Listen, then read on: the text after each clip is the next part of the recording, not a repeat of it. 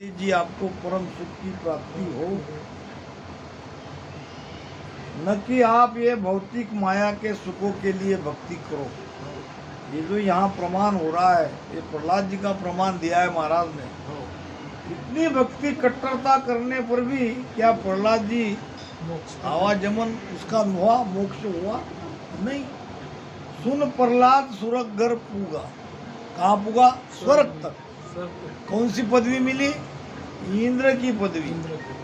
अभी इंद्र की जगह खाली नहीं हुई है, वेटिंग पे है। अभी जो इंद्र है उसके बाद लगेगा इनका नंबर।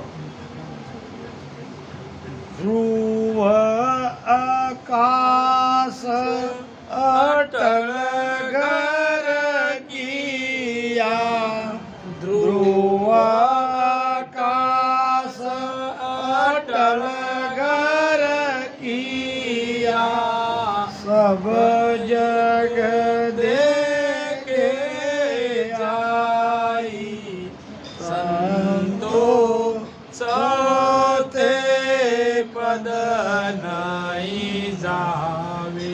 भक्ति करनी है तो चौथे पद की करो। उस परमात्मा में जाके मिल जाओ, दोबारा आपको आना न पड़े, जन्म लेना न पड़े। जन्मते समय भी दुख, वृद्धावस्था में दुख, मृत्यु के समय में भी दुख। आज मनुष्य है, कल दूसरे योनि में जाएंगे, घोड़ा गधा कुत्ता बनेंगे, सुअर बनेंगे। इतनी जिंदगी कठिन है प्राणियों। अगर ये सब बनना नहीं चाहते हैं, दोबारा मनुष्य बनना चाहते हो, तो इस भक्ति को धारण करो।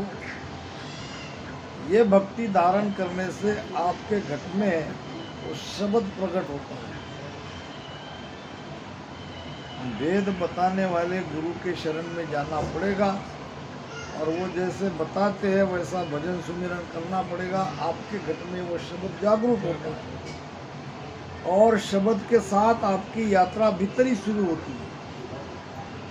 भीतर में ही सारे कर्म को काटना पड़ता है, भीतर ही परमात्मा का दीदार होता है।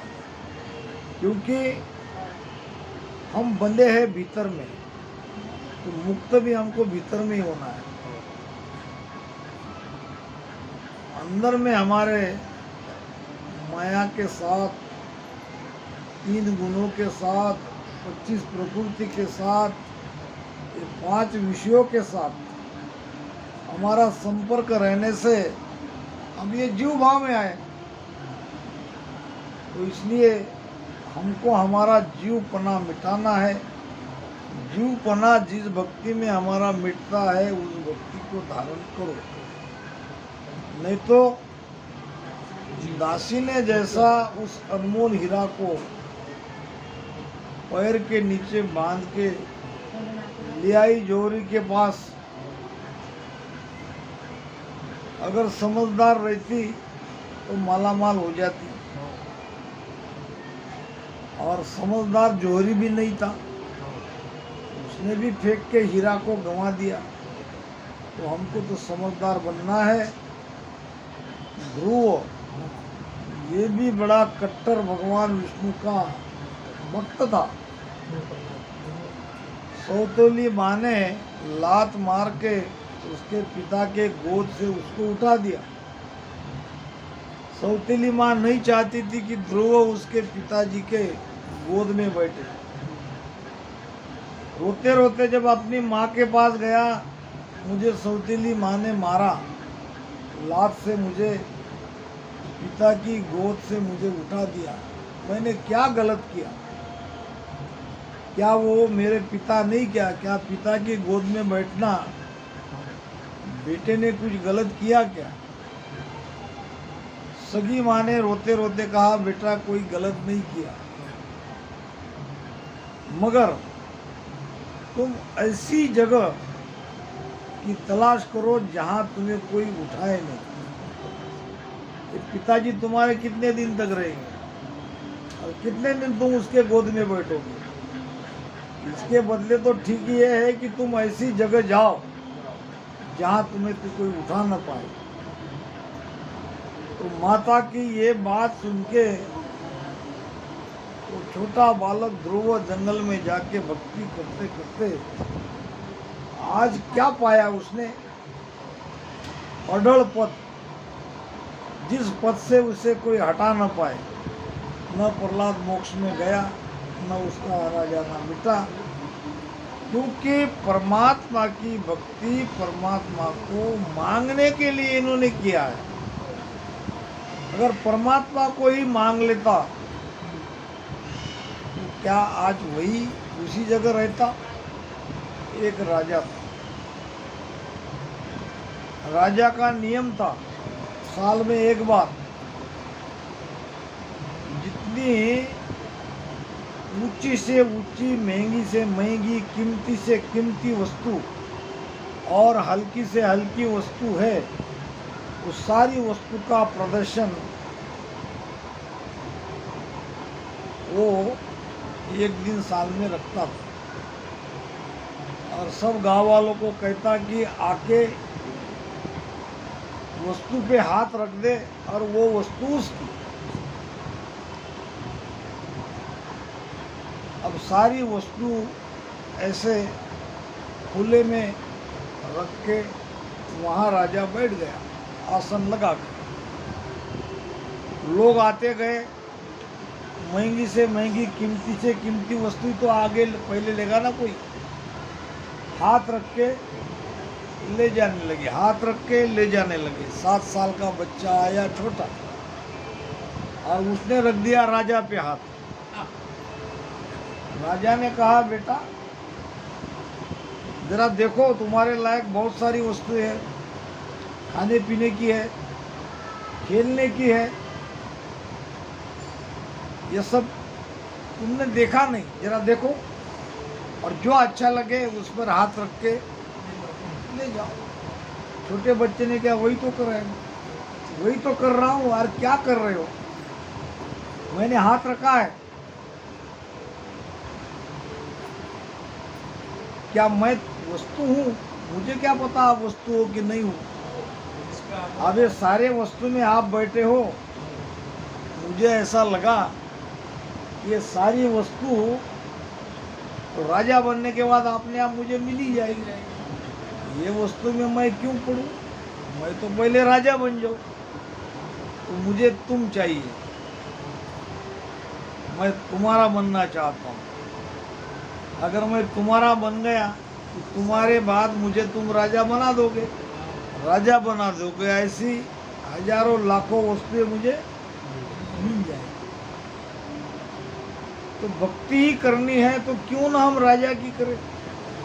छोटे छोटे सुख देने वाले हमारे 33 करोड़ देवता की भक्ति में हम क्यों उलझे?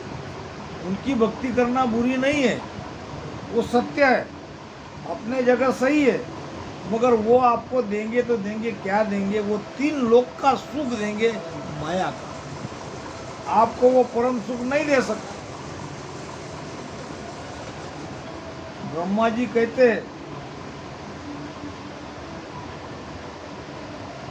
कि जो भक्ति मैं कर रहा हूं वही भक्ति तुम कर रहे हो।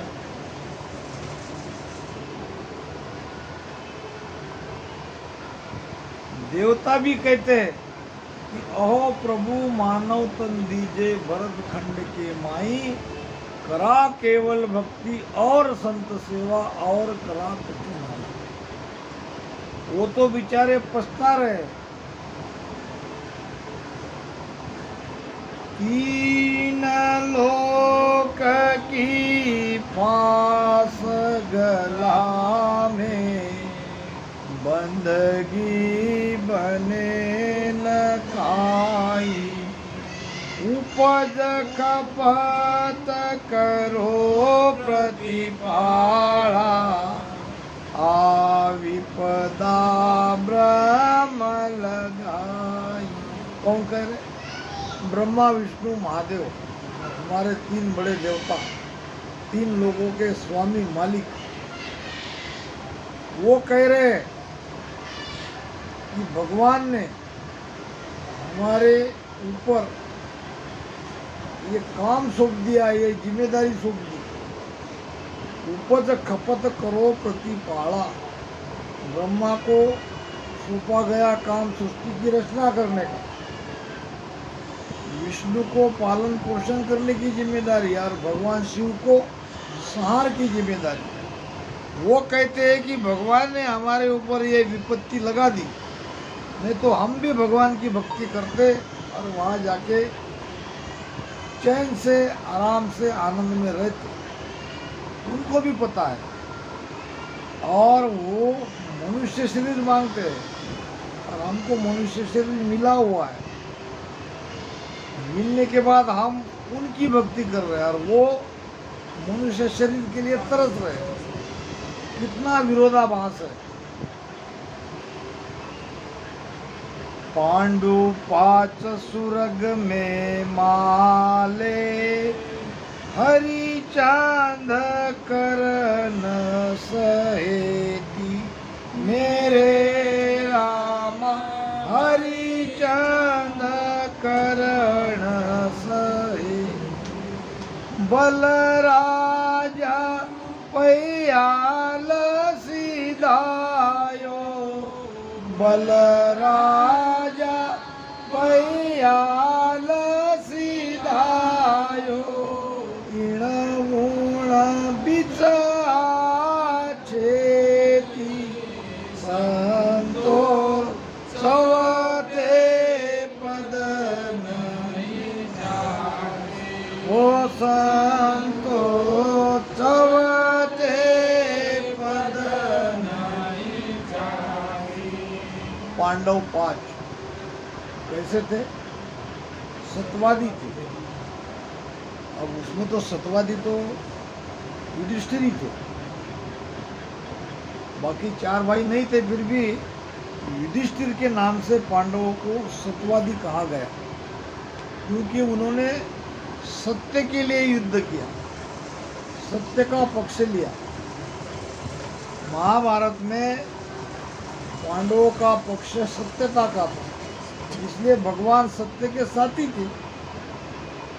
मगर उसमें भी सत्यवादी थे युधिष्ठिर, धर्मराज। ये अपनी मौत का, अपना सर्वनाश का राज उसने दुश्मन को बता दिया। जब दुश्मन था दुर्योधन, दुर्योधन ने कहा, उनका युद्ध आज के जैसा युद्ध नहीं था। दिन भर युद्ध रहता था, शाम को वो मेल मिलाप करते थे, दुख सुख बांटते थे, हालचाल जानते थे। करने के बाद, हाँ, युद्ध करने के बाद मर्यादा थी, युद्ध का कुछ नियम था, नीति शास्त्र है। महाभारत क्या सिखाता है? नीति शास्त्र। तो दुर्योधन गए युधिष्ठिर के पास, भैया। अब वो तो पता था उनको कि ये सत्यवादी है, तो झूठ बोल ही नहीं सकती जिंदगी में। हम युद्ध कैसे जीते ये बताओ। 18 दिन युद्ध चला, आधे दिन से ज्यादा हो गए। अब बच्ची कुची उम्मीद भी हमारी कम हो रही है। एक एक योद्धा लड़वैया शूर सेनापति हमारे काम आ गए। अब आखिरी उम्मीद बची है आप बताओ कि हम आप पर विजय कैसे प्राप्त करें। कोई बताएगा? अपना राज कोई बताएगा दूसरे को? नहीं बताएगा। पत्नी पति को नहीं बताती, पति पति को नहीं बताता, ये छोड़ के बाकी सबको। तो कथा आती है, एक राजा को पक्षी की भाषा आती थी, प्राणियों की भाषा आती थी। अब भोजन के लिए थाली आ गई, रानी ने परोस दिया। अब वो चीटी में झगड़ा हो गया। चीटी क्या कह रही थी ये उसको समझ में आ गया, राजा को। वो जानता था ना। अब वो झगड़े में उनका दोनों का संभाषण सुन लिया और हंसने लगा। रानी कहने लगी, क्यों हंसे? उसने क्या, तुम छोड़ो ये बात में मत पड़ो। नहीं नहीं नहीं, मुझे बताओ तुम हंसे क्यों, तुम्हारे लायक बात नहीं है। छोड़ो। जिसने किसी ने उनको, महात्मा जी ने सिद्धि दी थी, सिद्धि देते समय कहा था कि ये किसी को बताना नहीं, नहीं, बताओगे तो ये चली जाएगी। चली जाएगी। अब रानी यहाँ माने नहीं, माने नहीं। रानी कहने ने तुम्हारा मुझ पे विश्वास ही नहीं, विश्वास नहीं। ये तुम्हारी बात नहीं है। तुम, मैं जो हंस रहा हूँ ये अलग हंस रहा हूँ, कसरा। तुम क्यों अपने ऊपर लेती हो। लेती हो। नहीं नहीं, क्यों हंसे मुझे बताओ। स्त्री हट्ट, बाल हट्ट, राजा, तीन हट्ट प्रसिद्ध है। अब बताना पड़ा कि मुझे प्राणियों की, पक्षियों की, सबकी भाषा समझती है। अब तुमने नाक अपने ऊपर ले लिया, अब बताने से उसकी सिद्धि भी चली गई। कहने का मतलब ऐसी दुनिया है, इसमें युधिष्ठिर ने अपना मृत्यु का राज बता दिया। क्या बताया?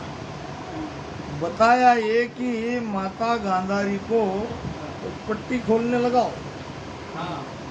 माता गांधारी कोई अंधी नहीं थी, वो तो अपने पति धृतराष्ट्र के अंधे होने के कारण आंख में पट्टी बांध के रखी थी। मैं भी दुनिया नहीं देखती, मेरे पति अगर दुनिया नहीं देखते तो मैं देख के क्या करूं।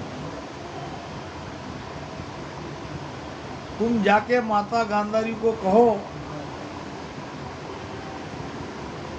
कि उनके सामने तुम निर्वस्त्र होकर जाओ, वो तुम्हारे तरफ देखेगी, जहाँ जहाँ शरीर में नजर पड़ेगी तुम वज्र का हो जाओगे, लोहे का हो जाओगे, और तुम लोहे के होने के बाद तुम्हें कोई मार नहीं सकता, बाकी सब मर जाएंगे तुम्हारे सिवा, हाँ। तुम जीत जाओगे।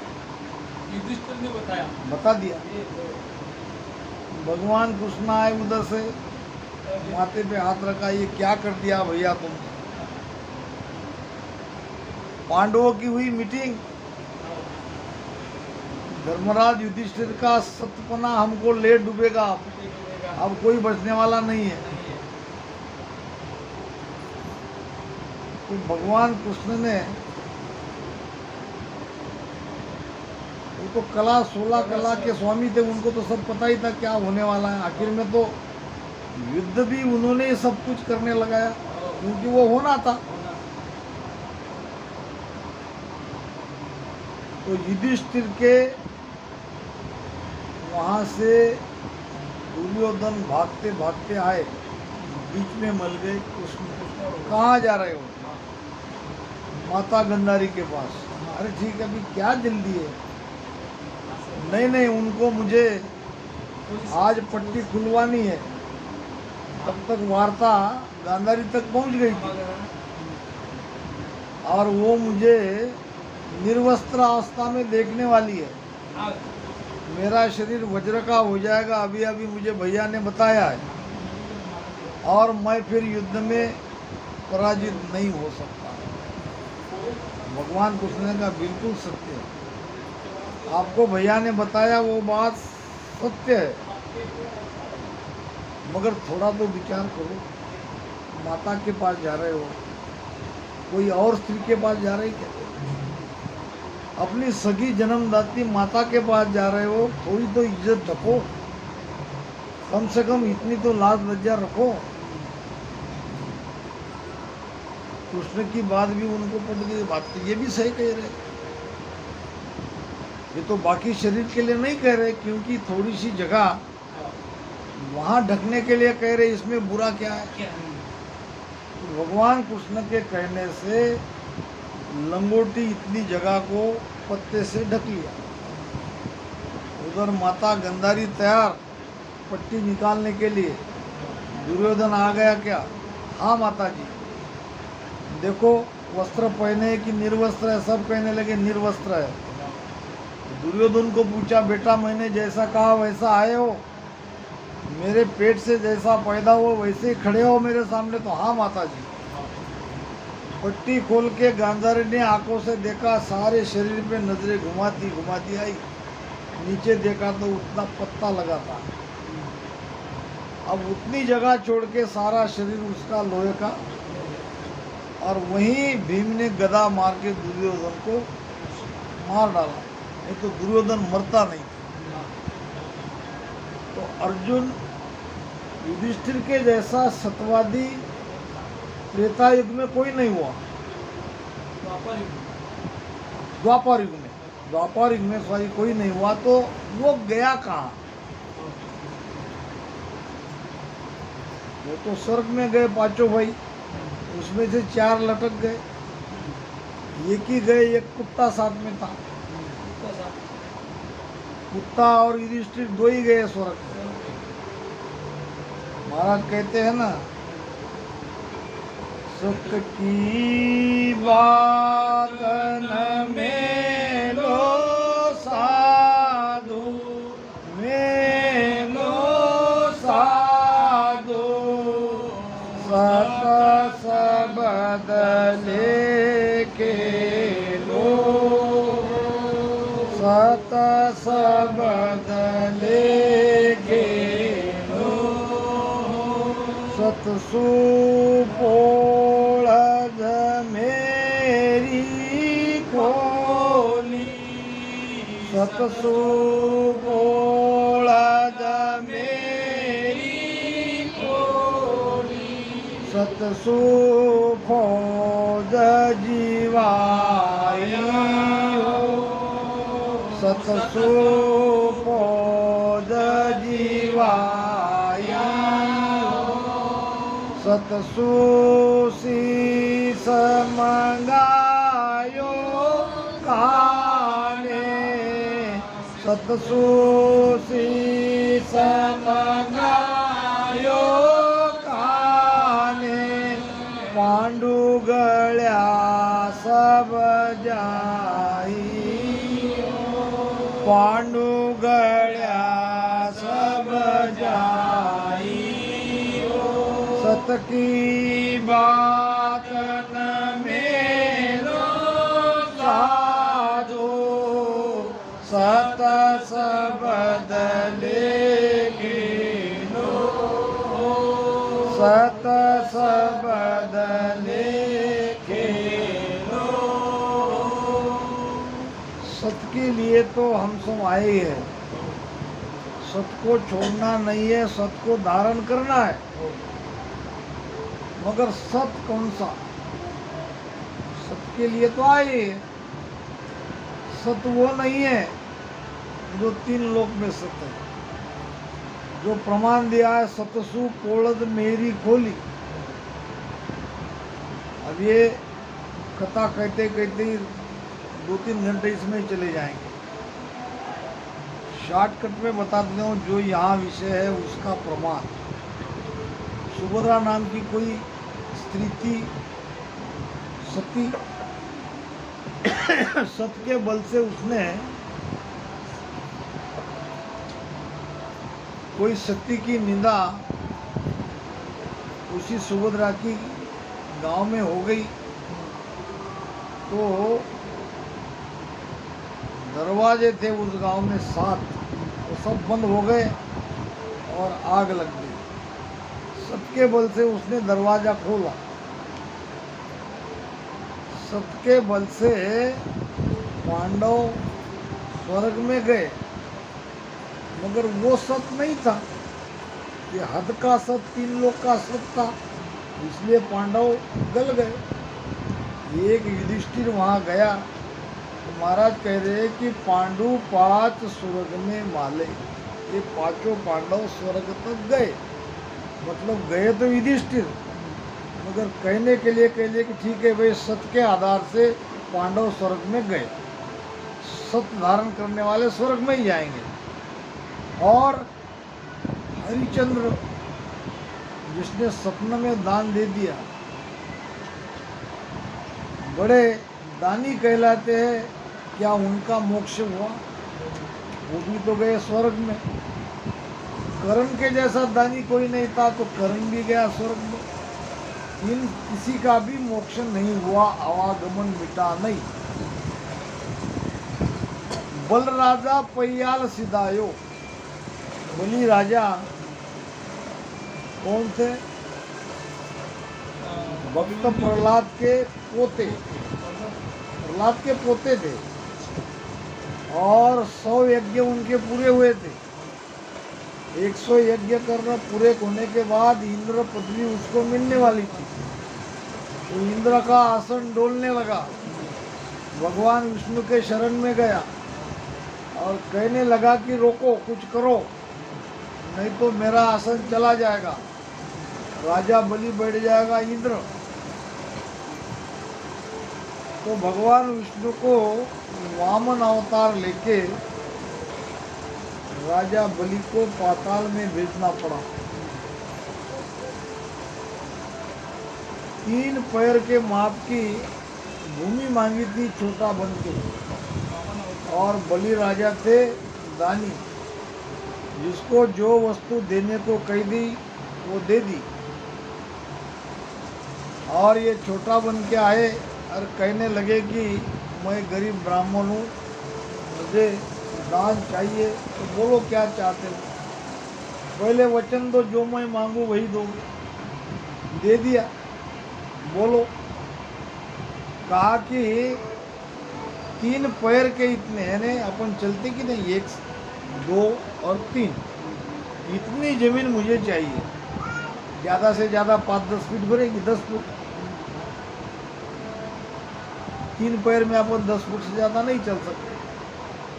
राजा बलि ने कहा, क्या दान मांग रहे हो कि दान की निंदा कर रहे हो। ये कोई दान मांगना है? मांगना है तो मांगो, जो चाहिए वो। त्रिलोक का राज मैं दे सकता हूँ, जो मेरे पास है वो सब दे सकता हूँ। नहीं नहीं, मुझे इतना ही चाहिए। ठीक है, वचन दिया है।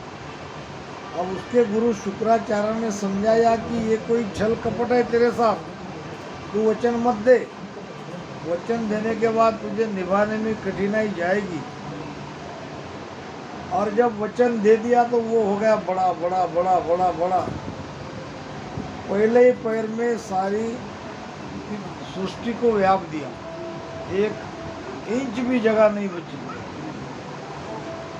राजा बलि 2 पैर की जगह रह गई, बोलो कहाँ। तो अब सृष्टि तो गई, अब स्वर्ग है, स्वर्ग ले लो। स्वर्ग ले लिया दूसरे पैर में। अब तुम्हारे वचन के अनुसार